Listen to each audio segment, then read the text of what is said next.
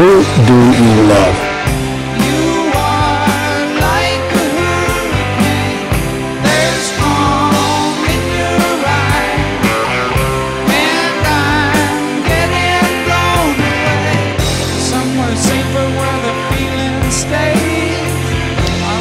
So let's break down the falsehoods now, because Tubin is not the only one talking about climate change again, but these hacks will never miss an opportunity to push along a political agenda on the backs of suffering individuals, and Tubin's a great example of that. So he tried to pull this on us yesterday. Climate change is part of this story.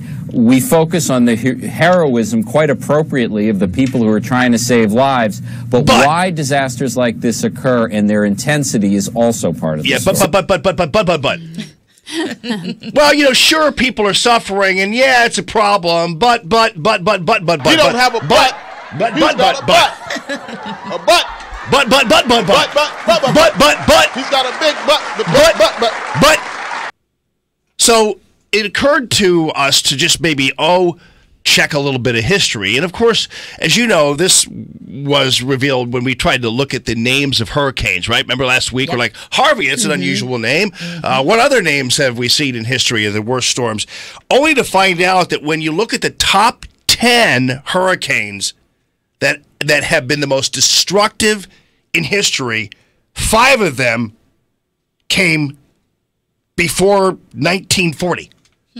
So you've got the second worst hurricane in history was in 1900, at the turn of the century in Galveston.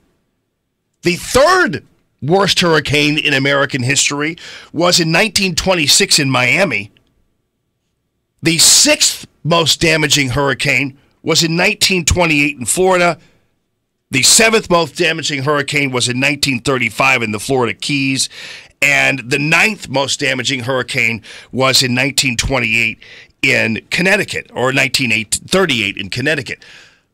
These are all the top, even before they named hurricanes, the top 5 most destructive hurricanes in this country happened before 1940. And in fact, if you want to go further, number 6 happened in 1960. Number 5, Camille, is 1969. So if you want to go back there, but nonetheless, back before global warming was even an issue. Now you can factor in the idea that back in those times, buildings weren't as strong and all that kind of stuff, and so the destruction was worse. But it doesn't. But you. But you don't have a butt.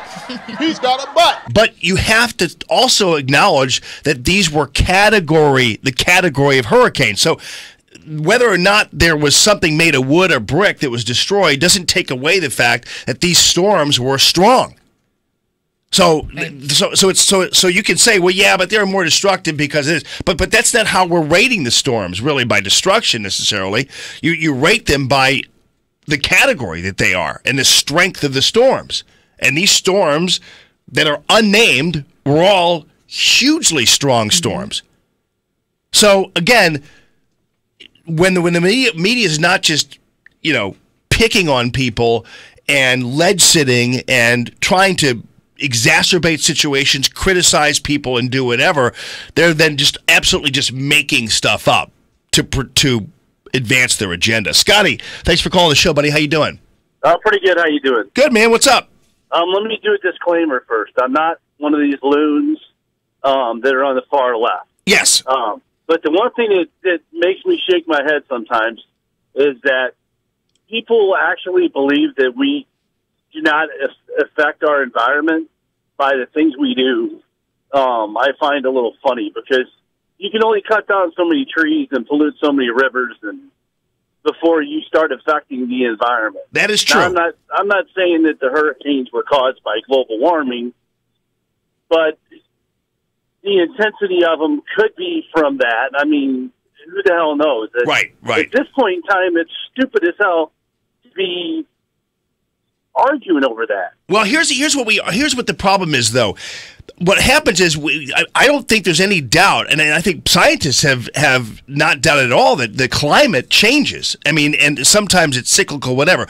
The debate we're having is whether or not it is man that has advanced the climate change. And that's where you start to then create policy out of that decision that man has done that. So that's how you get gas mileage standards at 54 miles a gallon. So that's the debate is actually not over whether or not the climate is changing. I think that's fairly evident, Scotty, that the climate, there is climate change. I don't think there's any doubt about it. The debate is over whether man is the responsible partner here and whether it's enough of a responsible partner to defend massive regulatory changes in our lives.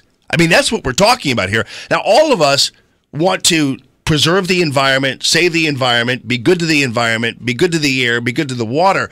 But when people advance this notion that somehow that this hurricane is caused by some dude driving an SUV, suddenly then you get the politicians involved, and that's where they start to advance their regulatory oppression. So that's what this is about, Scott. I don't think that we're just simply denying there's climate change. We're trying to find out how much of it is man-made, and does it support the kind of regulatory oppression we're seeing now as a result.